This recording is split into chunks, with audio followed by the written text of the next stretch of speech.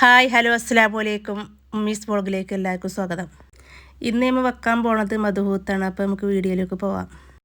ഇനി നമുക്ക് 3 ഗ്ലാസ് അരി വെള്ളത്തിലിടാം, അത് കുതിർന്ന് വരട്ടെ. ഇനി നമുക്ക് മസാല തയ്യാറാക്കാം. ഇതിന് വേണ്ടി പച്ചമല്ലി, ചെറിയ ജീരകം, വലിയ ജീരകം, ചുവന്ന മുളക്, കാറാമട്ട, ഏലക്കായി, പൂവും ഇട്ട് നല്ലോണം വറുത്തെടുക്കാം. എന്നിട്ട് നല്ലോണം പൊടിച്ചെടുക്കുക. ഇനി നമുക്ക് മധുഹൂത്ത് ഉണ്ടാക്കി നോക്കിയാലോ. ആദ്യം ഒരു വലിയ കുക്കർ അടുപ്പത്ത് വെച്ചിട്ടുണ്ട്. എന്നിട്ട് കുറച്ച് സൺഫ്ലവർ ഓയിൽ ഒഴിച്ച് കൊടുക്കുക. ഇനി എണ്ണ ചൂടായ ശേഷം ക്യാപ്സിക്കം ഇട്ട് കൊടുക്കുക. ഇനി അത് കുറച്ച് വാടി വരട്ടെ.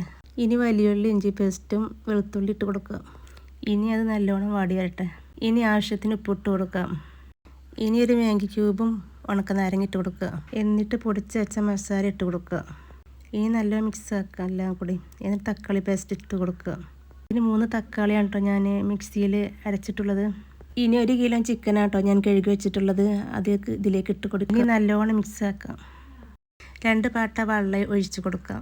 വെള്ളത്തിൻ്റെ കണക്ക് അരിക്കനുസരിച്ച് നിങ്ങൾക്കറിയാലോ, അതനുസരിച്ച് എടുക്കുക. ഇനി 3 പച്ചമുളകും കുരുമുളകും ഇട്ട് കൊടുക്കുക. ഇനി വെള്ളം തിളച്ച് വരുമ്പോൾ ചെറുനാരങ്ങൻ്റെ മുറി പിഴിഞ്ഞ് കൊടുക്കാം. ഇനി അരി പൊതിർന്ന് വന്നിട്ടുണ്ട്, അതിലേക്ക് ഇനി ഇട്ട് കൊടുക്കാം. എന്നിട്ട് ഇളക്കി മറിക്കുക. അത്ര മാത്രം മതി. എന്നിട്ട് കുക്കർ അടച്ച് വെക്കുക. ഇതിന് തോനെ വിസിൽ വേണം കേട്ടോ. ഒറ്റ വിസിൽ അടിച്ചിട്ട് ഓഫാക്കിയിടുക. അപ്പം നമ്മളെ മധുഹൂത്ത് റെഡി ആയിട്ടോ.